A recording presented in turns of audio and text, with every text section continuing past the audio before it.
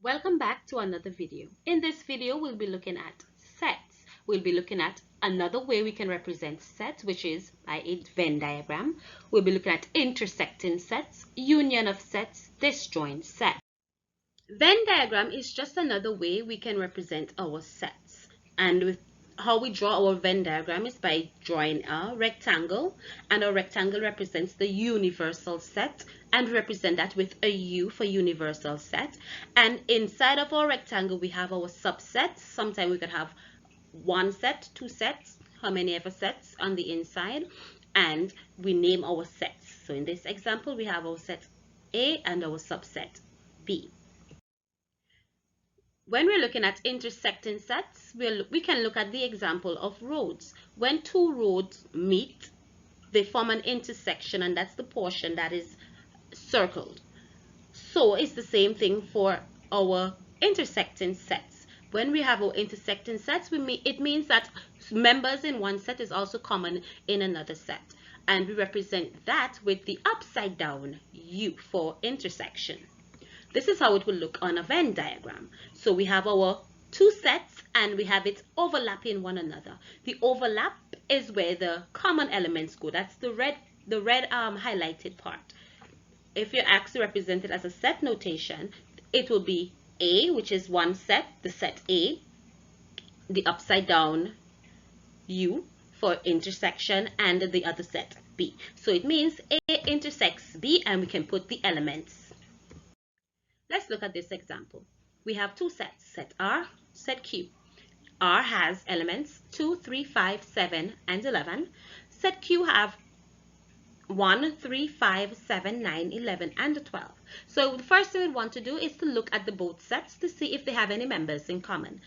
If you realize that both sets have a 3, they have a 5, they have a 7, and they also have a 11. So it means that they have common elements or common members. So it means that we're drawing a set that has an overlap, like this. So we're going to put the common elements in the center of the set. So we're going to have 3, 5, 7, and 11 in the center, and the remaining elements we put in the set. So R will have the remaining element 2, and Q would have 1, 9, and 12 left. Now if you're asked to represent this as a set notation, you would use the symbol for the intersection. So you say set R intersects Q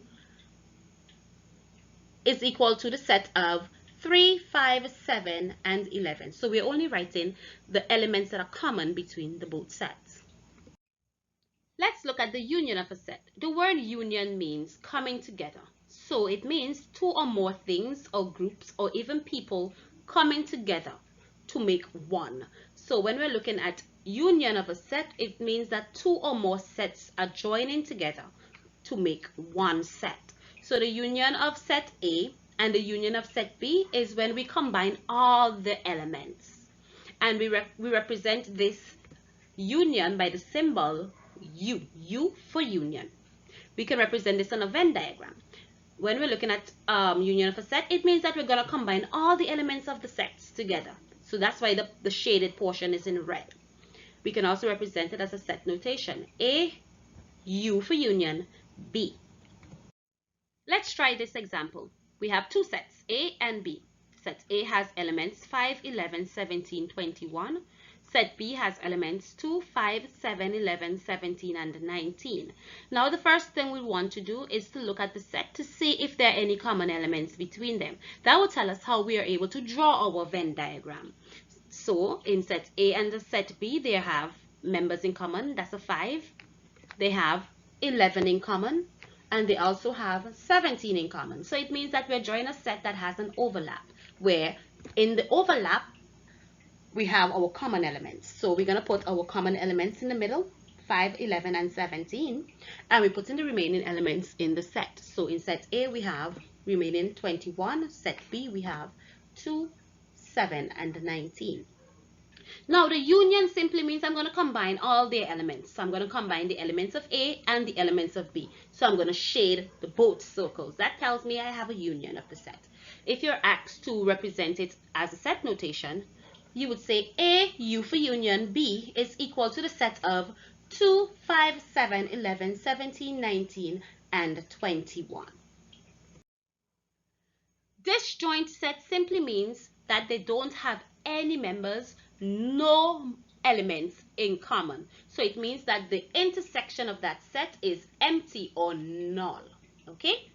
This is how it will be represented. Two separate sets inside of our universal set.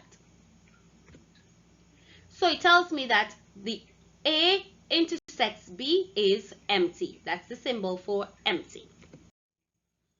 Let's try working a problem. So you're given the universal set that has elements 11, 14, 16, 13, 17, 15, and 12. I am saying all of those numbers because the universal set means everything that is inside of that rectangle.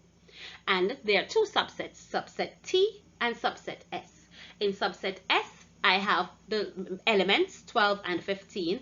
Subset T, I have 15, 13, and 17. So that's my two subsets. So let's list the elements or the members of set S. Set S has, if I look at set S, I'm only interested in that circle for S, which has members 12 and 15. Let's list the members of set T. I'm only interested in the circle that has, or the set that has, the T elements, which is 13, 17, and 15. That's the only area I'm interested in. If you're asked to find the intersection of S and T, now, remember the intersection is the part in the middle that is overlapped. So 15 is a common element between set S and set T.